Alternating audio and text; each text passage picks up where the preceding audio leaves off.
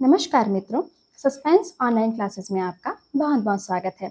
आज हम डिस्कस करेंगे 29 मई के करंट अफेयर्स को, जो कि यूपीएससी, सीजीपीएससी और सीजी व्यापम जैसे एग्जाम के दृष्टिकोण से बहुत महत्वपूर्ण है। तो चलिए स्टार्ट करते हैं आज का हमारा पहला प्रश्न।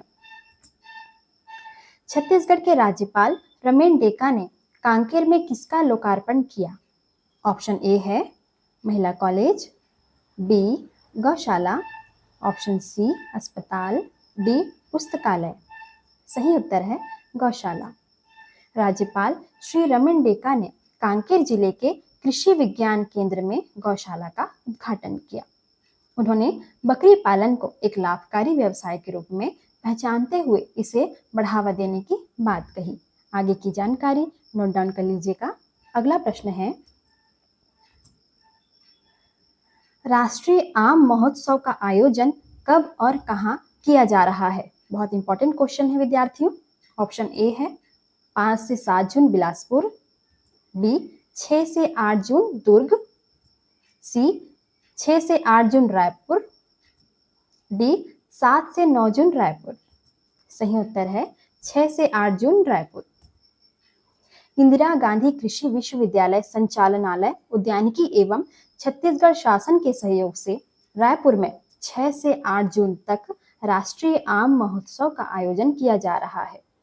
इस उत्सव में 200 से अधिक आम की किस्में और 56 तरह के आम व्यंजन प्रदर्शित किए जाएंगे। महोत्सव में आम की विभिन्न प्रतियोगिताएं आयोजित होंगी, जिनमें देश भर के आम उत्पादक भाग लेंगे। आगे की जानकारी नोट डाउन कर लीजिएगा। अगला प्रश्न है, पुण्य श्लोक अहिल्याबाई होलकर की 300वीं जयंती कब मनाई जा रही है? ऑप्शन है 28 मई 2025, बी 29 मई, सी 30 मई 2025, डी 1 जून 2025। सही उत्तर है 29 मई 2025। पुण्य श्लोक अहिल्याबाई होलकर भारतीय इतिहास की एक महान और प्रेरणादायी शासिका थी, जिन्होंने 18वीं शताब्दी में इंदौर रियासत पर शासन किया। वे अपने सुशासन, न्यायप्रियता और जन कल्याणकारी कार्यों के लिए प्रसिद्ध रही।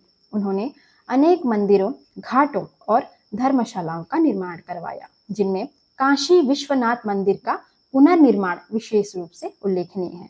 अहिल्याबाई ने नारी सशक्तिकरण, सामाजिक समरसता और धर्म के मार्ग पर चलकर एक आदर्श राज्य की स्थापना की। उनके कार्यों से आज भी लोगों को सेवा, न्याय और सरल जीवन की प्रेरणा मिलती है। उनकी 300वीं जयंती का एक ऐतिहासिक अवसर है, जो उनके योगदान को स्मरण करने और नई पीढ़ी को राष्ट्र निर्माण की प्रेरणा देने का माध्यम है। अगला प्रश्न है,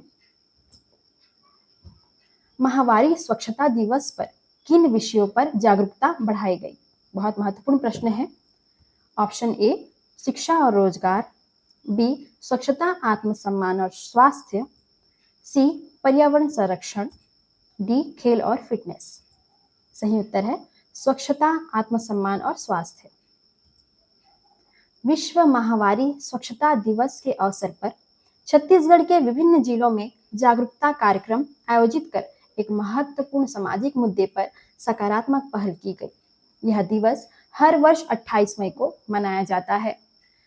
माहवारी से जुड़ी सामाजिक वंचनाओं और भ्रांतियों को तोड़ना इस कार्यक्रम का उद्देश्य है। आगे की जानकारी आप नोट डाउन कर लीजिएगा। अगला प्रश्न है, केंद्र सरकार ने 28 मई 2025 को खरीफ सीजन की कितनी फसलों की एमएसपी बढ़ाने का फैसला किया? बहुत इंपॉर्टेंट क्वेश्चन है विद्यार्थियों, एक बार फिर से रिपीट करूंगी। केंद्र सरकार ने 28 मई 2025 को खरीफ सीजन की कितनी फसलों की एमएसपी बढ़ाने का फैसला किया? ऑप्शन ए है 10, बी 12, ऑप्शन सी 14, डी 16। सही उत्तर है 14। 28 मई 2025 को केंद्र सरकार ने किसानों के हित में खरीफ सीजन की 14 फसलों की न्यूनतम समर्थन मूल्य अर्थात एमएसपी में वृद्धि का फैसला किया। यह कदम किसानों को फसल का उचित मूल्य सुनिश्चित करने के उद्देश्य से उठाया गया है, भले ही बाजार में कीमतें गिर जाए। केंद्रीय मंत्री अश्विनी वैष्णव ने जानकारी दी कि एमएसपी हमेशा फसल की लागत से कम 50% अधिक तय की जाती है, जिससे किसानों को लागत से लाभ मिल सके। इस निर्णय से सरकार पर 2.07 लाख करोड़ रुपए का खर्चा आएगा, जो कि पिछले वर्ष से 7,000 करोड़ रुपए अधिक है। यह नीति कृषि क्षेत्र में आय सुरक्षा और आत्मनिर्भरता को बढ़ावा देने की दिशा में एक अहम पहल है। बहुत बहुत धन्यवाद मित्रों। अगर आज की जानकारी आपको पसंद आई हो और इसी तरह करंट अफेयर से आप जुड़े रहना चाहते हैं तो प्लीज हमारे चैनल को लाइक एंड सब्सक्राइब करें। बहुत बहुत धन्यवाद।